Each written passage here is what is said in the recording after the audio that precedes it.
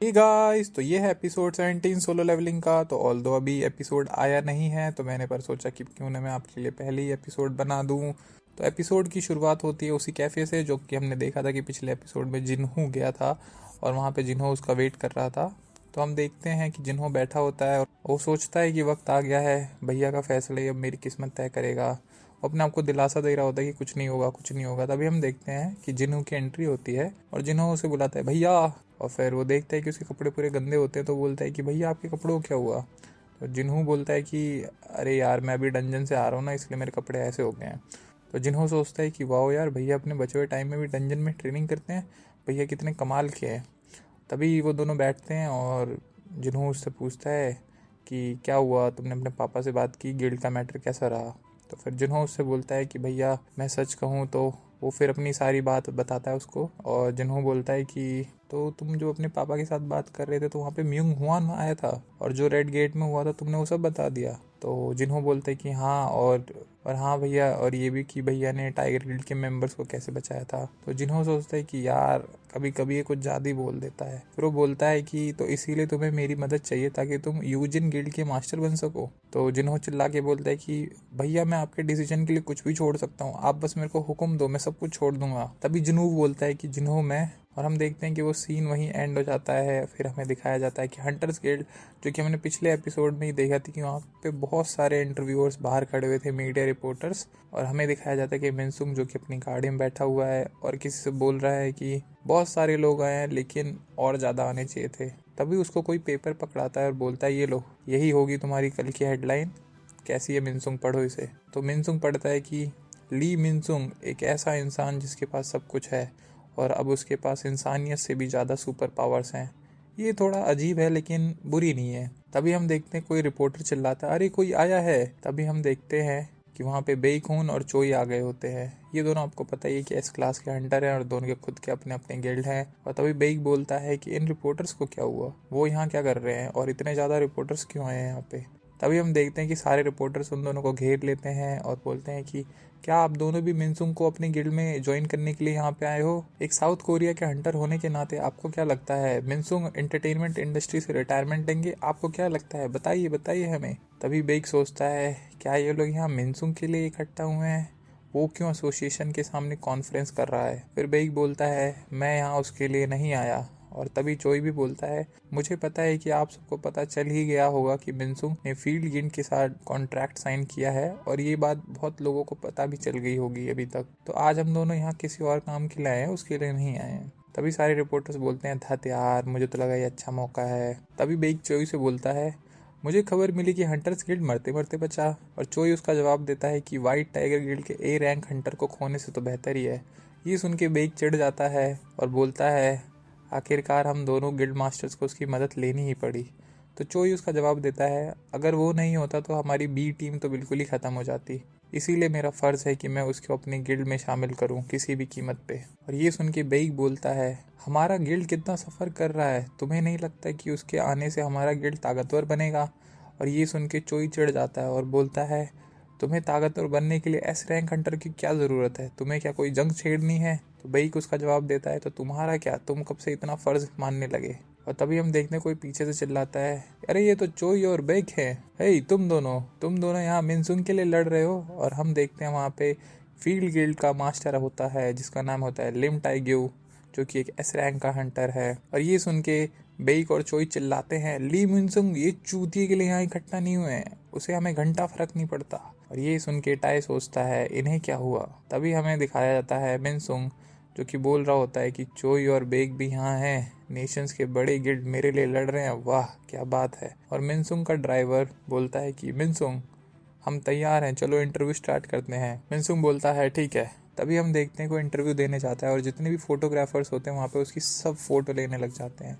और पीछे ही खड़ा होता है हमारा जिन्हो। जिन्हो सोचता है इतने सारे लोग यहाँ क्या कर रहे हैं, क्या रिपोर्टर्स को सब पता चल गया, नहीं लगता तो नहीं है क्योंकि किसी ने मुझे पहचाना तो नहीं। जिन्हो बोलता है ऐसे तो मैं एसोसिएशन बिल्डिंग तक पहुँच ही नहीं पाऊंगा। तभी वो रिपोर्टर्स की भीड़ में घुसने की कोशिश करता है और बोलता है ज़रा हटो हटो।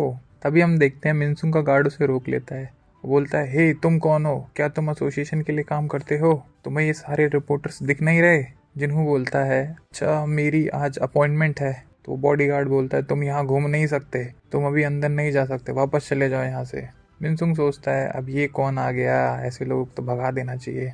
और हम देखते हैं कि वो बॉडीगार्ड उस पर चिल्ला रहा होता है कि मैंने कहा ना तुम अंदर नहीं जा सकते। तभी पीछे से एक आवाज़ आती है, तुम्हें किसी ने कहा कि वो अंदर नहीं जा सकता। तभी हम देखते हैं कि मिस्टर गो गन ही आ गए होते हैं वहाँ पे और बोलते हैं ये लड़का आज का हमारा मेहमान है। मिस्टर मिनसुंग, आपको याद ही होगा कि आपको यहाँ पे प्रेस कॉन्फ्रेंस करने की परमिशन किसने दी है। मिनसुंग ये सुन के बोलता है कि हाँ मेरे को पता है। हम देखते हैं गन ही जिन्हू को लेके अंदर चले जाते और सारे रिपोर्टर्स बोलते हैं अरे वो कौन था जिसे कि खुद लेने के लिए एसोसिएशन के चेयरमैन आए थे, किसी को पता है वो कौन था।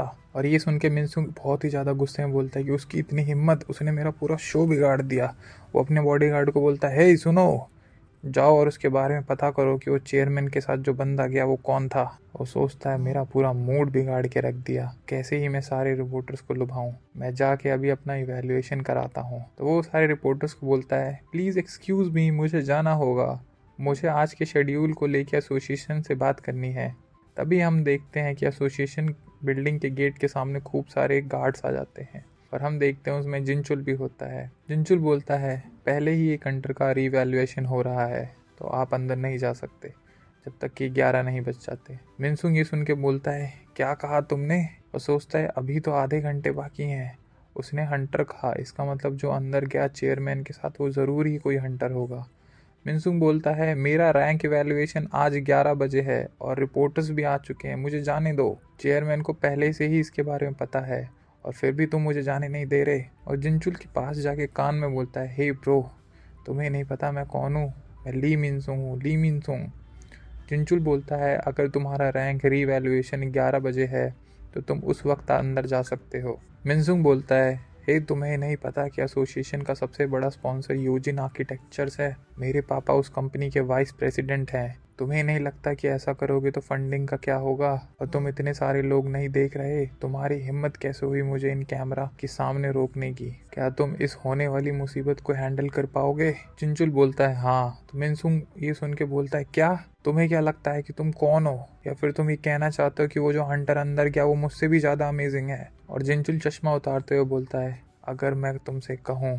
और हम देखते हैं कि वो बहुत ही गुस्से में होता है और बोलता है कि तो क्या तुम मेरी मुसीबत और नहीं बढ़ाओगे। तभी हम देखते हैं कि चेयरमैन मिस्टर गो जिन्हों के साथ अंदर जा रहे होते हैं और अंदर बेक और चोई भी खड़े होते हैं। मिस्टर गो बोलते हैं जिन्हों से कि वो दोनों यहाँ 1 घंटे पहले से तुम्हारा इंतजार कर रहे हैं, तुम इन 2 सालों में पहले एस रैंक हंटर हो। चोई तो मरे ही जा रहा है कि तुम उसका गिल्ड ज्वाइन करोगे कि नहीं, क्योंकि उसने तो तुम्हारी पावर्स भी देखी हैं। तभी हम देखते हैं कि एसोसिएशन का एक बंदा आता है और जिन्हों से बोलता है इवैल्यूएशन स्टार्ट करने से पहले हम आपकी कैपेबिलिटीज़ कंफर्म करेंगे ताकि हम आपको एक क्लास असाइन कर सकें। जिन्हों ये सुन के बोलता है मैं कुछ ऐसा कर सकता हूँ। तभी हम देखते हैं कि वो एक शैडो को समन करता है और ये देख के वो बंदा बोलता है क्या एक समन बीस्ट है, क्या आप बीस्ट कंट्रोल कर सकते हैं। और हम देखते हैं गो बोलते हैं कि मिस्टर सोंग ये पूरी तरह समन कैसे हुआ, आप और भी कर सकते हैं ना। तो जिन्हों सोचता है बहुत सारे लोगों ने देखा है झूठ बोलने का क्या ही फायदा है, इस बार मैंने बहुत सारे हाई ऑक्स को शैडो सोल्जर्स बनाया है, ठीक है फिर देखो। तो हम देखते हैं कि वो सारे अपने शैडो आर्मी को समन करता है और ये सीन देख के गो, बेक और चोई तीनों घबरा जाते हैं। जिन्हों बोलता है मैं 100 से ज़्यादा समन कर सकता हूँ। बेक जो कि पहले ही घबरा गया होता है देख के, वो सोचता है क्या पावरफुल एनर्जी वो मिस्टर सुंग से आ रही है, मैं जब उससे मिला था ये तो उससे ज़्यादा है, इसका मतलब ये मेरे से भी ज़्यादा ताकतवर हो गया है। और हम देखते हैं कि जिन्हों को थोड़ी देर बाद ही एस रैंक का लाइसेंस मिल जाता है और बेइक बोलता है मिस्टर सुंग। तभी हम देखते हैं कि जिन्हों छुप के भाग रहा होता है और बोलता है मुझे माफ़ करना, मुझे कुछ और भी काम है। पर बेइक बोलता है क्या मैं तुमसे बस 1 मिनट बात कर सकता हूँ। तभी हम देखते हैं कि जिन्हों गेट खोल रहा होता है और चोई बोलता है हैं यहाँ से, और बेइक बोलता है अगर मैं तुम्हारी जगह होता तो वहाँ से नहीं जाता। जिन्हों सोचता है वो कहना क्या चाहता है कि उसका कॉन्ट्रैक्ट को ठुकरा के मैं पछताऊंगा, और वो गेट खोल देता है। तभी हम देखते हैं कि सामने हजारों की मात्रा में खूब सारे फोटोग्राफर्स उसकी फ़ोटो लेने लग जाते हैं और ये देख के जिन्हों घबरा जाता है, बोलता है ये क्या सब है, ये क्या हो रहा है। तभी हमें दिखाया जाता है कि एक लड़की बोलती है, जिन्हा तुम्हारा भाई टीवी पे है, ये देखो। जिन्हा बोलती है, क्या बात कर रही हो, वो मेरा भाई है, टीवी पे क्यों होगा। और हम देखते हैं कि एसोसिएशन बिल्डिंग के सामने मिनसुंग जो कि भाषण दे रहा होता है कि कोई सा भी रैंक मुझे आज मिले, मैं ली मिनसुंग वादा करता हूँ कि हंटर्स होने के नाते लोगों को सुरक्षित रखूंगा। ये सुन के सारे रिपोर्टर्स चिल्लाते हैं, क्या ली मिनसुंग रिटायर हो रहा है अपनी रैंक की वजह से? आप कह रहे हैं कि आप अपना एशिया का बिगेस्ट स्टार का टाइटल फेंक देंगे एक हंटर बनने के लिए? मिनसुंग ये सब सुन के सोचता है, बढ़िया, और अटेंशन दो मुझे सिर्फ यही तो चाहिए। मैं हूँ ली मिनसुंग, मैं एशिया का बिगेस्ट मूवी स्टार, अपनी रिटायरमेंट अनाउंस कर दूंगा। बस 2 साल, इन 2 साल में मुझे मिलियंस में पैसे मिलने वाले हैं, और फील्ड गिल्ड को प्रमोट करने के लिए जो मुझे पैसा मिलेगा वो तो खूब सारा होगा, जिससे अफवाहें फैलेंगी मेरे बारे में, और फिर मुझे ज़्यादा पब्लिक अटेंशन मिलेगी। फिर हर कोई बोलेगा कि कैसे मैंने अपनी अमीर ज़िंदगी को त्याग दिया और इस देश की सेवा के लिए अपनी जान को दांव पे लगा दिया। वाह, मैं अपनी ज़िंदगी की कहानी खुद लिखूंगा। तभी हम देखते हैं पीछे से कोई चिल्लाता है, क्या एक एस रैंक हंटर, तुमने एसोसिएशन से कॉल पे पूछा? तभी सब लोग बोल रहे होते हैं, अबे क्या बोल रहा है, सच में साउथ कोरिया का 10th एस रैंक हंटर? तभी हम देखते हैं कि मिनसुंग ये सब सुन के बोलता है, ये क्या हो रहा है? और हम देखते हैं कि किसी को फोन पे एक मैसेज आता है और बोलता है, ये सच है, एसोसिएशन की वेबसाइट पर अभी अपडेट हुआ है, ये तो वही है, ये है 10th एस रैंक हंटर। क्या इसीलिए एसोसिएशन ने सुबह इवैल्यूएशन सेंटर बंद कर दिए थे? ये ली मिनसुंग की वजह से नहीं हुआ था। और हम देखते हैं जितने भी रिपोर्टर्स होते हैं सारे भाग रहे होते हैं गेट की तरफ, हम इसे मिस नहीं कर सकते। मिनसुंग बोलता है, गाइस रुको प्लीज। और हम देखते हैं जितने भी रिपोर्टर्स हैं सारे गेट के सामने इकट्ठा हो जाते हैं और पूछते हैं, कम ऑन, हमें अंदर जाने दो, हमने सुना है कि एक नया एस रैंक का हंटर आया है यहाँ पे, तुम्हें लास्ट में नहीं हमें पहले ही बता देना चाहिए था एडवांस में। और मिनसुंग जो कि जमीन पे गिर गया होता है बोलता है, क्या एक एस रैंक हंटर, उसको आज ही टपकना था। और वो एक रिपोर्टर को बोलता है, हे मिस्टर लिम। और जो वो रिपोर्टर होता है बोलता है, मिस्टर ली, मैं आपसे बाद में बात करता हूँ। और वो घूमता है और बोलता है, हाँ हाँ लगा दे, फेविकॉल की तरह लगा दे हेडिंग को, एक लूजर से हीरो तक का सफर, फिर एक ई रैंक हंटर से या फिर एस रैंक हंटर का, कोई भी लगा दे साले, जो भी बढ़िया लगे तुझे। और मिनसुंग जिसके तोते उड़ गए होते हैं वो बोलते हैं, अरे मेरा सारा अटेंशन। और हम देखते हैं कि जिन्नू के सामने खूब सारे कैमरा फ्लैशेस हो रहे होते हैं और उसके जितने भी दोस्त हैं वो सब उसे टीवी पे देख रहे होते हैं। तभी हम देखते हैं कि जिन्नू के पापा जो कि फोन चेक करके बोलते हैं, अभी अभी एसोसिएशन ने ऑफिशियल स्टेटमेंट रिलीज किया है कि संग जिन्हो एस रैंक हंटर है और वो एक मेज टाइप हंटर है, क्या तुम उसे हमारे गिल्ड में ला पाए? जिन्हो ये सुन के बोलता है, पापा मुझे माफ़ कर दो, मैं उन्हें नहीं ला सका।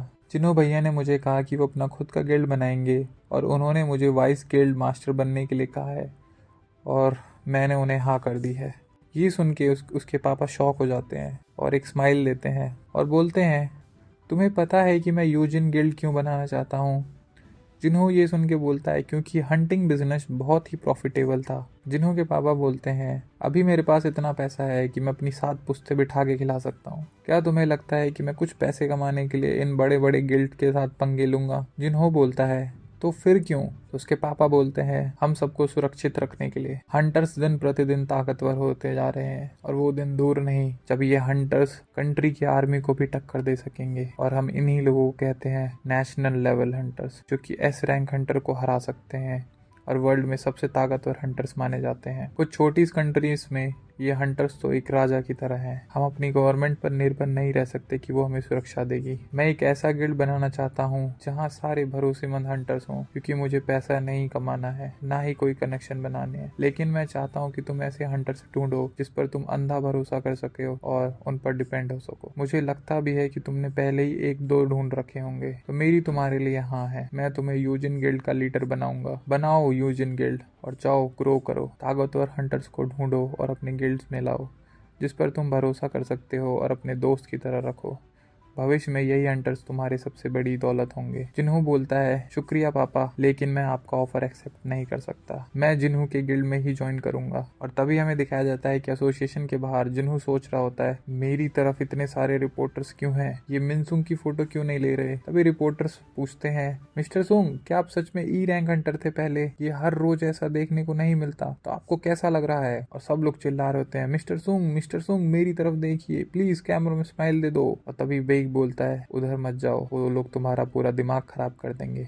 हमारे साथ आओ, हम तुम्हें घर ले चलते हैं। और तभी हम देखते हैं जिन्हू वहां से गायब हो जाता है और बहुत दूर जाके खड़ा हो जाता है और बोलता है मुझे जरूरत नहीं। और ये देख के सभी शॉक हो जाते हैं और बोलते हैं अभी अभी क्या हुआ। तो ही बोलता है वो एक मेज टाइप हंटर है पर उसकी एथलेटिक एबिलिटीज भी बढ़िया है, मिस्टर बेक। और हम देखते हैं बेक जो कि सदमे में चला गया होता है और सोच रहा होता है वो तो बहुत तेज था, उसे मेरी आंखें पकड़ तक नहीं पाई, मुझे वो पहले ही ताकतवर लगता था। लेकिन ये सिर्फ ताकत का मामला नहीं है, जिस तरह से वो अभी गायब हुआ मैं उसके माना लेवल्स को महसूस कर सकता हूँ। वो बहुत ज्यादा ताकतवर बन चुका है। अब पक्का यकीन है मुझे कि जिन्हू हम दोनों से ज्यादा ताकतवर है। लेकिन उसके रीअवेकनिंग से पहले ये हुआ होगा, तो इतना ज़्यादा ताकतवर वो कैसे हो गया, ये मुझे समझ में नहीं आ रहा। शायद वो रीअवेकन्ड ही नहीं हुआ। क्या वो एक हंटर है जो सिर्फ लेवलिंग अप करता रहता है। तभी हम देखते हैं ये सारी न्यूज़ है जो वॉशिंगटन में भी दिखाई जा रही होती है कि नया एस रैंक का हंटर अपीयर हो गया है। और वहाँ पे डोंग से बोलता है ये साला अभी भी जिंदा है, अब मैं इस कीड़े की मौत मारूंगा।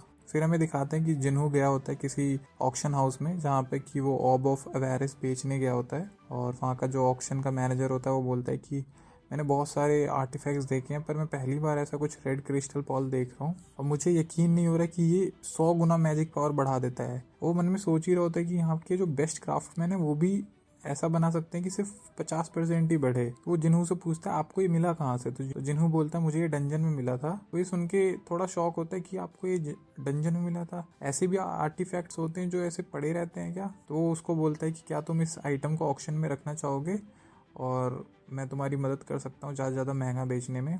और जिन्हू बोलता है कि मैं इसके बारे में ज़रूर सोचूंगा। और मनी में सोचता है कि मैं जल्द से जल्द डीमन कासल क्लियर करना चाहता हूँ ताकि मैं होली वाटर ऑफ लाइफ बना सकूँ। और डीमन कासल में जो आग है मुझे उससे बचने के लिए कोई आर्टिफैक्ट तो चाहिए। तो पूछता है कि मुझे एक आर्टिफैक्ट खरीदना है जो मुझे आग से बचा सके, तो यहाँ पे कोई ऐसा आर्टिफैक्ट है जो मेरी हेल्प कर सकता है। तो जो मैनेजर होता है बिल्कुल है, मैं तुम्हारी ज़रूर मदद करूँगा, चलो दिखाता हूँ मैं तुम्हें। तो उसको कहीं पे लेके जाता है किसी रूम में। तो जिन्हू बोलता है कि यार मैंने तो ऑनलाइन बॉट ढूंढा बट मेरे को मिला नहीं। तो जो मैनेजर होता है वो बोलता है कि बिल्कुल नहीं, ऐसा नहीं है कि मिलते नहीं है, बट ये जो आर्टिफैक्ट हैं बहुत महंगे होते हैं इसलिए ऑनलाइन नहीं मिलते, बट आप डायरेक्ट खरीदना चाह रहे हो तो आपको आसानी से यहाँ पे मिल जाएगा। तो हम देखते हैं कि फिर हमें कोई एक रूम का सीन दिखाते हैं जहाँ पे खूब सारे आर्टिफैक्ट पड़े होते हैं। जो ऑक्शन मैनेजर होता है पूछता है कि आपको कुछ ऐसा दिख रहा है जो आपको पसंद हो। तो जिन्हों बोलता है कि ये ग्लास तो बहुत पतला है और स्ट्रॉन्ग आर्टिफैक्ट्स हैं, तो ये क्या इसको प्रोटेक्ट कर पाता है इतना, यहाँ पे इसके अलावा तो कोई और सिक्योरिटी है भी नहीं, मेरे को दिख नहीं रही है। जो मैनेजर होता है वो बोलता है ये जो ग्लास है ये माना से बनी हुई है और बहुत ही ज़्यादा स्ट्रॉन्ग है, इसे एक ए रैंक का हंटर भी अपनी पूरी ताकत का जोर लगाएगा तो भी खरोच नहीं लगा सकता। ये बात सुन के जिन्हों थोड़ा ऐसे शौक में आता है कि ए रैंक के हंटर की पूरी ताकत। तो मैनेजर बोलता है अगर तुम्हें झूठ लग रहा है तो खुद ही कोशिश करके देख लो तोड़ने की, और मैं तुम्हें ऑफर देता हूँ अगर तुमने इस ग्लास को तोड़ दिया तो अंदर कोई भी आर्टिफैक्ट है तुम्हें पसंद आता है वो तुम्हारा हो जाएगा। तो जिन्हों सोचते हैं मैं महसूस तो कर सकता हूँ कि यार ग्लास है जो माना से भरा हुआ है बट ऐसा नहीं है इसे तोड़ा नहीं जा सकता, तो अपनी पूरी पावर लगाता है। तो जैसे ही वो मैनेजर देखता है कि जिन्हों उसे तोड़ने वाला है तो उसे रोकता है, अरे रुको रुको रुको, अगर ये ग्लास गलती से भी टूट गया तो यहाँ जो हंटर्स गिल्ड के इलाइट मेंबर्स हैं वो सारे भाग के आ जाएंगे तुरंत ही, हमारा उनके साथ कॉन्ट्रैक्ट है। तो जिन्हें बोलता है क्या यहाँ पे कोई और वेपन्स भी हैं जिन्हें मैं ट्राई कर सकता हूँ जैसे कि डैगर्स वगैरह। तो जो मैनेजर बोलता है हाँ हाँ बिल्कुल ट्राई कर सकते हो। तो किसी बंदे को बुलाता है और जिन्हों उसके साथ जा रहा होता है। तभी जो मैनेजर होता है वो देखता है कि ग्लास पे क्रैक पड़ गया होता है। देख के बोलता है अरे ये कब हुआ, उसने ग्लास को टच तो किया नहीं, ऐसा तो हो नहीं सकता। तभी हमें दिखाते हैं कि जिन्होंने जो हाथ में एक डैगर लेके चेक कर रहा होता है और वो पूछता है कि ये कितने का है। तो जो बंदा होता है वो बोलता है ये 30 मिलियन वॉन का है। जिन्हों सोचता है इसकी डिफ़िकल्टी लेवल बी रैंक है और ये नाइट किलर से कमज़ोर है पर ये फिर भी बहुत महंगा है। फिर जुनू से अपना डैगर दिखाता है, बोलता है इसके कितने मिल सकते हैं। तो जो एम्प्लॉय होता है वो डैगर को देखता है और बोलता है वाह मैं बता सकता हूँ कि ये डैगर किसी मास्टर क्राफ्टमैन ने बनाया होगा। तो जिन्हू सोचता है यार ये तो मैंने आइटम शॉप से लिया था, इसके करीब आपको 100 मिलियन वॉन से ज़्यादा मिलेंगे। तो ये सुन के जिन्हू शॉक में पड़ जाता है, कहता है यार मैंने तो ये सिर्फ 2.8 मिलियन गोल्ड में ख़रीदा था शॉप से, अब मेरे पे कोई रीज़न नहीं कि मैं ऑब ऑफ अवेरिस को बेच दूँ। फिर हमें टाइगर गिल्ड का सीन दिखाया जाता है जहाँ पे बेक बैठा होता है और सोच रहा होता है कि क्या ऐसा भी हो सकता है कि कोई एक ऐसा हंटर जो लगातार लेवल अप करे, ग्रो करे। जब मैं अपनी फॉर्म के लिए तैयार रहता हूँ तब मैं अपने सामने वाले की स्किल्स भी बता सकता हूँ।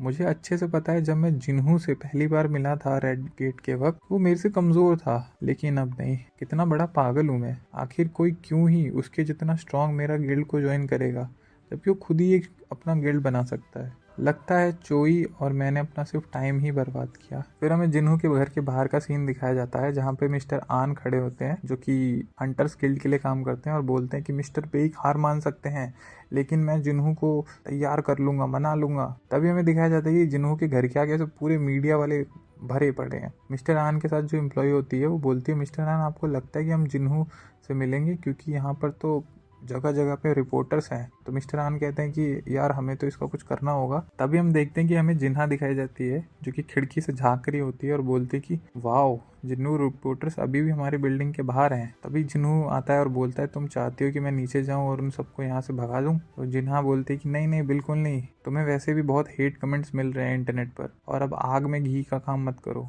जिन्हू बोलता है हेट कमेंट्स, आखिर मैंने क्या किया जो मुझे हेट कमेंट्स मिल रहे हैं। तो जिन्हा बोलते हैं क्यों तुम रिपोर्टर्स के आगे से ऐसे भाग नहीं गए थे और वैसे भी मुझे उनसे कोई प्रॉब्लम नहीं है और तुम्हें भी नहीं होनी चाहिए। तभी जिन्हों की कोई घर की घंटी बजाता है और जिन्हों गुस्से में जाता है, बोलता है वो लोग मेरे घर के दरवाजे तक आ गए, बस बहुत हुआ, मेरा दिमाग ख़राब हो गया, मैं जाके उन सबको बताता हूँ, रुको। तो जिन्हों पीछे चिल्ला रही थी नहीं भाई ऐसा मत करो। जैसे ही जिन्हों वेट खोलता है बोलता है यहाँ से चले जाओ तुम। तभी हम देखते हैं वहाँ पे कि जिन्हों बाहर खड़ा होता है और रो रहा होता है, सुन भैया मेरे पापा ने मुझे घर से बाहर निकाल दिया। ये सुन के जिन्नू शौक में आ जाता है और बोलता है मुझे लगा कि तुम्हारे पास खुद की रहने की जगह है। तो जिन्नू बोलता है जिस अपार्टमेंट में मैं रहता था वो मेरे पापा के नाम के अंडर आता है, क्या मैं तुमसे एक फेवर मांग सकता हूँ? क्या मैं बस कुछ दिनों के लिए तुम्हारे साथ रह सकता हूँ? जिन्नू क्या करता है गेट बंद कर देता है। पीछे से जिन्ना बोलती है जिन्नू वो कौन था, क्या तुम उसे जानते हो? तो जिन्हों बोलता है कि नहीं मैं पहली बार उससे मिला, मैंने कभी नहीं देखा उसे। तभी हमें दिखाया जाता है कि जिन्हों के मम्मी पापा का सीन। जिन्हों की मम्मी बोलती है हनी आपने कुछ ज़्यादा ही शक्ति नहीं कर दी उसके ऊपर। तो जिन्हों का पापा कहता है कि तुम्हारा मतलब इतनी शक्ति काफ़ी नहीं है, अगर वो सच में कुछ बनना चाहता है तो उसे सब कुछ छोड़कर खुद के रास्ते पे चलना होगा, पर उसने तो किसी और के लिए काम करना चूज़ किया। तभी वो अपनी आंखें मसलता है तो उसकी बीवी बोलती है कि क्या हुआ? जिन्हों का पापा बोलता है फिर मुझे तुम दो दिख रही हो, और हम देखते हैं कि उसका पापा गिर जाता है ज़मीन पे। और गाइज़ यहीं पे एपिसोड होता है ख़त्म। आई होप आपको ये वीडियो अच्छी लगी हो और अगर नेक्स्ट पार्ट आपको और जल्दी चाहिए तो प्लीज़ कमेंट्स में मेरे को ज़रूर बताओ। मैं मिलता हूँ आपको नेक्स्ट वीडियो में। Till then see you and bye bye.